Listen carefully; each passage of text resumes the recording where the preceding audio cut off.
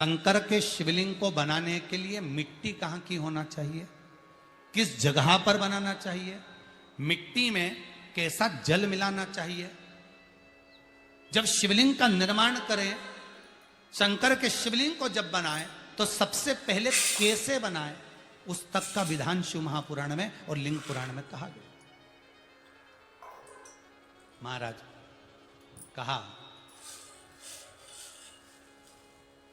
क्यारे की मिट्टी हो, क्यारा मतलब समझिएगा जिस मिट्टी पर कोई गंदगी ना करी गई हो, ऐसी जगह का कोई भाग मिट्टी का लाया जाए जहां कोई गंदगी ना करे।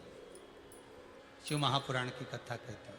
देखो, पिछले वर्ष के लॉकडाउन से लेकर अभी तक की जो कथाएं आप लोग सुने हैं, उसमें शिवलिंग मट्टी का किस तरह से बनाया जाए और कैसी मट्टी हो और उसमें पानी कैसा मिलाया जाए, कैसा शिवलिंग तैयार करा जाए, उसका विधान वर्णन नहीं कर पाए, परंतु आज कथा निकली है तो उसको सुनिए। क्यारे की मिट्टी, क्यारे की मिट्टी मतलब जिस मिट्टी पर कोई गंदगी ना करी गई हो, ऐसी जगह की मिट्टी को लेकर जाए और मिट्टी को लाने के बाद थोड़ा पानी का सींचन कर दें, अर्थात घर में लाएं तो उससे पहले मिट्टी को पवित्र करें। अपने घर में गंगा जल रखा हो, यमुना जल रखा हो, सरयू जी का जल रखा हो, उससे मिट्टी का सींचन कर दें। मान लो अगर ये जल नहीं भी है तो जल के अंदर थोड़ा सा इत्र डालकर मिट्टी का सींचन करें। अगर इत्र भी नहीं है तो जल के अंदर थोड़ा सा दूध डालकर मिट्टी का सींचन करें। दूध भी नहीं है तो एक बेलपत्री जल के अंदर डालकर उस पानी का सींचन। बेलपत्र भी नहीं है, पीपल का पत्ता डालकर उसका सींचन कर दें। पर मिट्टी पर घर में लाते से ही, ये नहीं कि मिट्टी आज लाए और तुमको शिवलिंग कल बनाना है, तो मिट्टी अगर एक दिन पहले लाए हो, 2 दिन पहले लाए हो, 4 दिन पहले लाए हो, तो उसी दिन जल का सींचन होना चाहिए। ये नहीं कि जिस दिन बनाएंगे उस दिन सींचन होगा। मिट्टी पर पानी का छींटा, सींचन भले ज्यादा मत डालो, पर छींटा तो उस दिन लगा देना चाहिए जिस दिन घर में मिट्टी लेकर आए हो, जिस दिन लेकर। फिर भले तुम शिवलिंग 15 दिन बाद बनाओ, 8 दिन बाद बनाओ, 10 दिन बाद बनाओ, 3 दिन बाद बनाओ, पर उस समय पर मिट्टी का सींचन उस समय हो जाना चाहिए।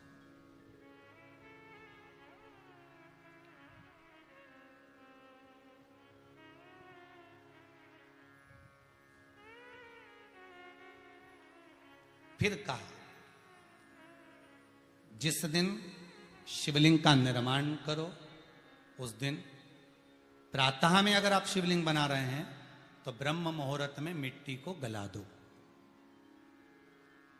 किस पानी से गलाना है उसका भी प्रमाण, उसका भी शास्त्र वर्णन करा। किस जल से गलाया जाए, शिव महापुराण की कथा कहती है अगर आपको आज शिवलिंग का निर्माण करना है, शाम को आप शिवलिंग का निर्माण कर रहे हो, तो अपने पानी का जो मटका होता है, हंडा होता है, रसोई घर में जहां पानी भर कर रखते हो, उसके नजदीक में एक कलश जिसमें अलग से ताजा जल भरा जाए और उस पर प्लेट ढकी हो और उस पर एक चावल का दाना रखा हो, उस जल को लेकर आओ। थोड़ी देर रखा रहे, आधा घंटा, 2 घंटा, 3 घंटा, 15 मिनट, 20 मिनट, पर वो पानी वहां रखा होना चाहिए। रसोई घर में अन्नपूर्णा का निवास होता है, परिंदे के पास पितरों का निवास होता है। अन्नपूर्णा, पित्र सब रसोई घर के भीतर विराजमान होते हैं।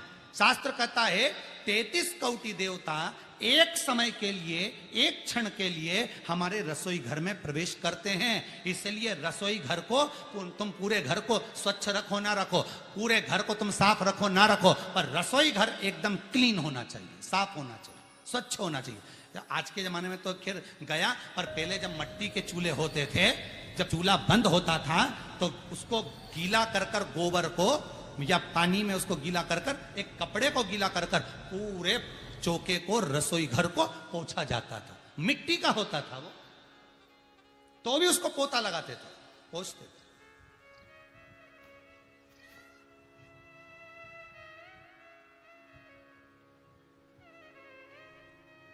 तो पहला क्रम है पार्थिव शिवलिंग का निर्माण। सावन के महीने में अगर आप शिवलिंग बनाते हैं, सोमवार को शिवलिंग बनाते हैं, तो नियम ध्यान रखिएगा महाराज, लिंग पुराण से है ये, इसका नियम ध्यान रखिए। क्या करना है, मिट्टी को लाना है, जल का छींटा देना, छींटा जरूर देना, घर में लेकर आए और जल का छींटा होना जरूरी है। 2 दिन तक 3 दिन तक मिट्टी रखी हुई है, और उसके बाद अगर आपने पानी का छींटा नहीं दिया है और आपने डायरेक्ट मिट्टी को गला दिया और उसके बाद बनाया, तो उसका कोई प्रमाण नहीं। जल का छींटा अवश्य। फिर उसको रख दें, 15 दिन बाद बनाओ, 4 दिन बाद बनाओ, 3 दिन बाद बनाओ, 2 दिन बाद बनाओ। शिवलिंग जब बनाओ तब उस मिट्टी को, जो कलश आपने रसोई घर में रखा है चावल का दाना रखकर प्लेट के ऊपर, अर्थात उस कलश का जल उस मिट्टी में थोड़ा सा डालिए। क्यों डाला जाता है उसका भी भाव वर्णन किया है। अब भविष्य पुराण, स्कंद पुराण और अग्नि पुराण, इन तीनों से ले लिया गया। वर्णन किया गया, जब उस कलश का जल हम डालते हैं तो उस कलश में पितरों का भाव आ जाता है, अन्नपूर्णा का भाव आ जाता है, घर में लक्ष्मी का भाव आ जाता है, संपदा का भाव आ जाता है।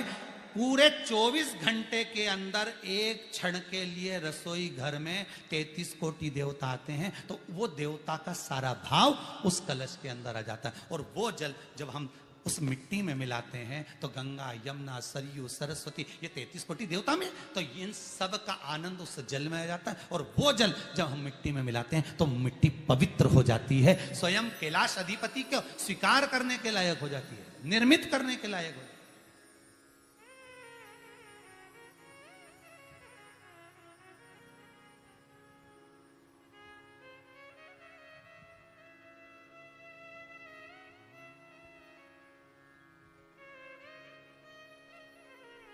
शिवलिंग का निर्माण। अब शिवलिंग का निर्माण कैसे करना? मिट्टी में गला दिया पानी में। सबसे पहले शिवलिंग बनाने से पहले पात्र जो होता है उसके नीचे एक बेलपत्र रखी जाती है। क्या रखना है? एक बेलपत्र। शंकर को झेलने के लिए कोई साधारण नहीं है पात्र जिसपे झेला जाए। स्वयं गंगा शिव की जटा में, और आप शंकर के शिवलिंग का निर्माण कर रहे हो, कोई साधारण नहीं हो सकता। स्वयं आप विदेश्वर संहिता के अंतर्गत पढ़े कि ब्रह्मा और विष्णु, ब्रह्मा ऊपर जा रहे हैं, भगवान विष्णु नीचे जा रहे हैं, तो पता नहीं कर पा रहे कि यहां चरण कहां पर और शीश कहां पर है, उसको जान ही नहीं पा रहे।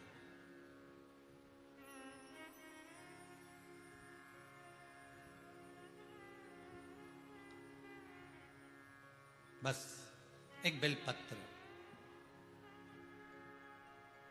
साधारण भाव में बेलपत्र भी सीधा भाग, और इस बेलपत्र की जो डंडी है वो उत्तर दिशा में रखना है थाली के अंतर्गत। जब आप शिवलिंग का निर्माण करें उत्तर, इसके ऊपर जो गलाई हुई मिट्टी है वो डाल दीजिए, और डालने के बाद सबसे पहले शिवलिंग का स्वरूप बनाना है।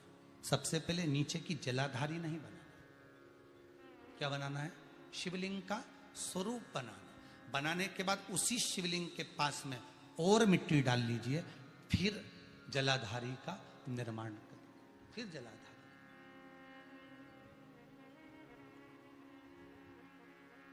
शिवलिंग जलाधारी निर्मित हो गई। शंकर जी का संपूर्ण परिवार शिवलिंग में रहता है, आपको पहले भी कहा।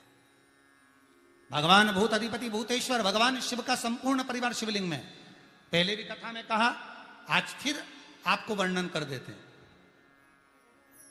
जैसे ये जलाधारी है गोल, ये चरण है, ये शिवलिंग है। ये जो गोल भाग है जहां पर भगवान शंकर का शिवलिंग रखा है, ये पार्वती जी का हस्त कमल है। जहां से पानी नीचे गिर रहा है, इसके राइट भाग में श्री गणेश जी का स्थान, लेफ्ट भाग में श्री कार्तिकेय जी का स्थान। बीच में जो एक मोटी सी लाइन होती है जलाधारी में, वो पार्वती जी के सुंदर पुत्री अशोक सुंदरी का स्थान। शंकर जी के ऊपर जो तिकोनी रखी रहती है, उसके ऊपर से जो जल बूंद बूंद नीचे गिरता है, ये जो पानी बूंद बूंद नीचे गिरता है, या आप कलश से जल चढ़ाते हो या आप श्रृंगी से जल चढ़ाते हो, तो ये जो पानी गिर रहा है, ये शंकर भगवान की 5 पुत्रियां, जया, विषहरा, शामरी बारी, दौतली और देव, ये शंकर जी की 5 बेटी, 5 पुत्री।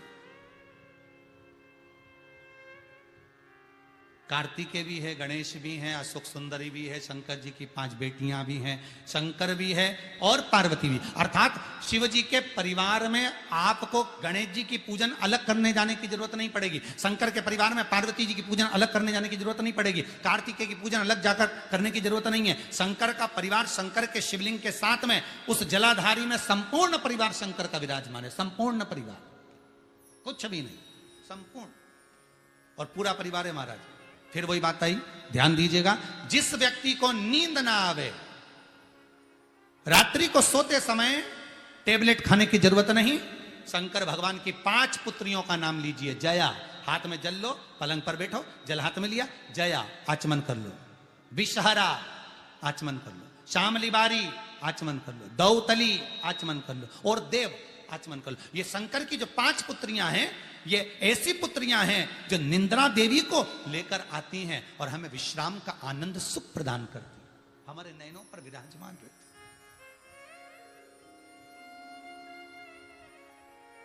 हाँ, यदि विवाह नहीं हो रहा, शादी नहीं हो रही है, बहुत समय से लगन देख रहे हो, शादी नहीं हो रही, बहुत समय से परेशान हो गए कि विवाह ही नहीं हो रहा, हम तो टेंशन में पड़ गए, लड़की 28 साल 30 साल का लड़का हो गया, विवाह नहीं हो रहा, कुछ मत करो।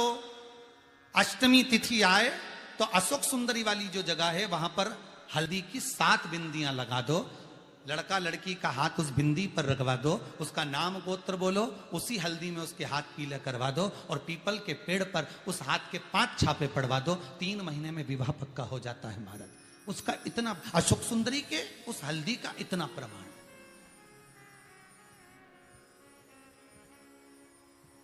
3 माह के अंतर्गत विवाह नक्की हो, इतना इतना प्रमाण है महाराज। भगवान शिव की आराधना का कोई साधारण फल है महाराज।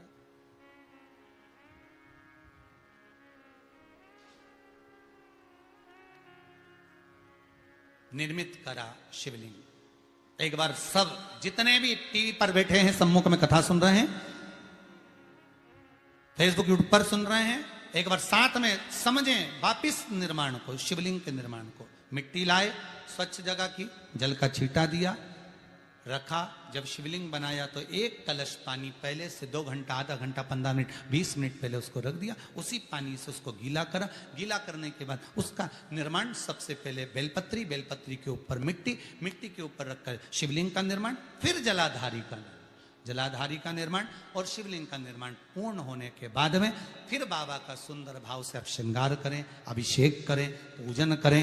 और एक बात याद रखना, पार्थिव शिवलिंग का अगर निर्माण करा है तो आपको वो पार्थिव शिवलिंग को रात्रि होने से पहले विसर्जन होना जरूरी है। हाँ, अगर कोई भी शिवरात्रि का दिन है तो फिर आप पूरी रात रख सकते हो, हरतालिका तीज का दिन है पूरी रात रख सकते हो, बड़ी तीज है, छोटी तीज है, आप शिवलिंग बनाए हो तो आप पूरी रात रख सकते हो, विशेष कोई उत्सव है, श्रावण का महीना है, पूरी रात रख सकते हो। पर बाकी के समय अगर आप शिवलिंग का निर्माण करें तो उसको सूर्यास्त होने के पहले आप उसको नदी में, जल में, जलाशय में विसर्जन।